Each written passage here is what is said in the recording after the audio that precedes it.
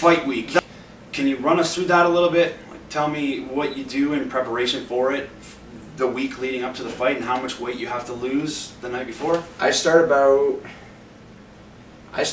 2 weeks out, but what I do is I eat literally whatever. I'm not going to go eat, but what I do is I time what I'm going to eat. I'm not going to have Pizza Hut buffet right before training, obviously, so, but I'm not super strict, and I'll eat carbs, I'll eat bread, I'll eat whatever, but then about a week and a half out, I'll start to cut out all the starches and stuff like that, so I don't eat any pasta, I don't eat any breads, I eat a lot more vegetables and stuff like that. So then once that happens, I'll go from about maybe 183 or 180, and I drop right down to 179, and then that's the sticking weight.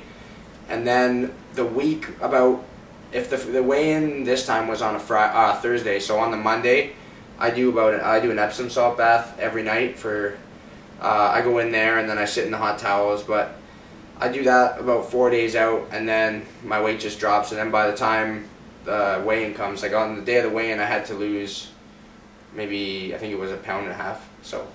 So for the people that don't know, so you would just put a sweatsuit on and run on the treadmill? Yeah. Or? I just did shadow boxing for 20 minutes, and that was enough. Fair enough. I mean, you hear so many horror stories about guys that have to cut so much. That brings me to my next question. A lot of guys' game plans nowadays relies on their weight advantage. And what I mean by that is they're going into their game plan knowing that they have a sizable weight advantage over their opponent. How important do you feel that is? And, is it something that you feel wins fights, loses fights? I'm on the fence with that. It does seem to play a mental advantage. If you can go in there thinking, like if some guys go in there and they've gained already 20 pounds after the weigh-in, and for me, I'm gaining maybe 8 pounds after the weigh-in. So for that, sometimes I'm like, oh man, this guy's huge, and it plays a little bit. But on the other side of the token, I know exactly how I'm going to feel. I walk around that close to my fight weight, so I know I'm not going to get tired because I don't cut a lot. So if I feel good in my camp, I know I'm going to feel good in the fight, because there's that unknown. If you cut a lot of weight, you don't know how your body's going to react afterwards, right? You don't know how you're going to take punches. You don't know how your cardio is going to be. Plus, I like to do all the sports singularly, like jiu-jitsu, wrestling, boxing, and I took a look at what they do. And in jiu-jitsu, there's what they call the absolute division. So there's guys that are 130 pounds fighting guys that are 300 heavyweight pounds, So, and you'll see those guys winning. So if a guy that's really small can beat a guy that's 4 weight classes above him, clearly it doesn't matter in the submission game. If you're good, you're good. So then we break it down and we say, oh, in the striking, does it make a difference? If you look at the best guys right now in boxing, Pacquiao, Mayweather, Adrian Broner, he's up there. They're all moving up weight classes. So Mayweather's arguably one of the best in history, and he started super light and he's been moving up gradually. Same with Pacquiao, 8 weight classes he moved up. Roy Jones did the same. Roy Jones fought, I think, at heavyweight. And then if you look the same can be said for wrestling as well. Yeah. Jordan Burroughs, etc.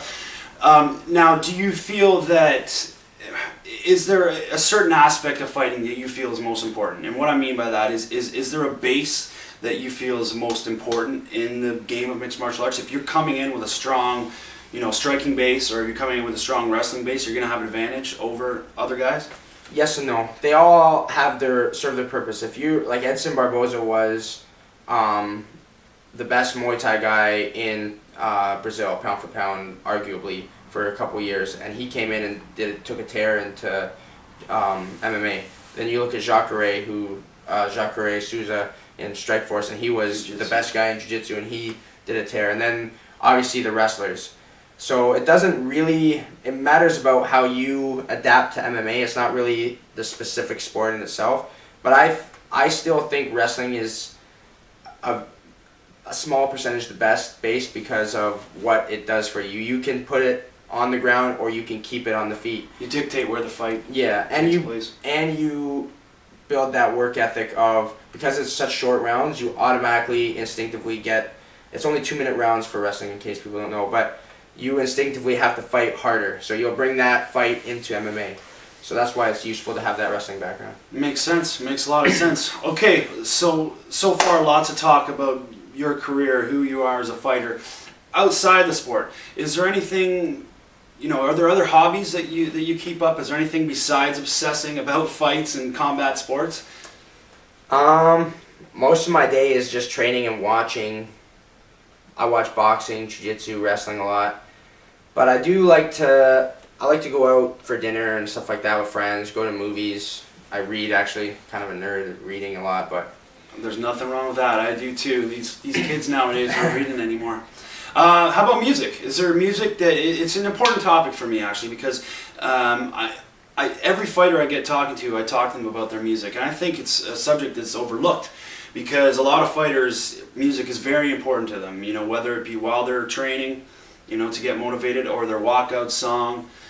Can you talk a little bit about that?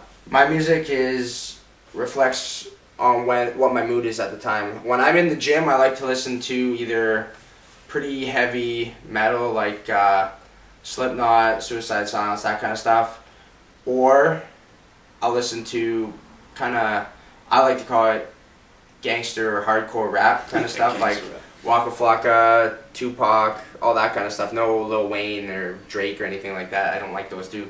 But and then if I'm I listen to jazz and stuff like that too. It all depends on my mood. So very cool, very cool. Well, I want to thank you for giving your time today, and appreciate it. We will see you soon from GDCMMA.com. This is Garrett Christian, Ryan Dickson, signing off.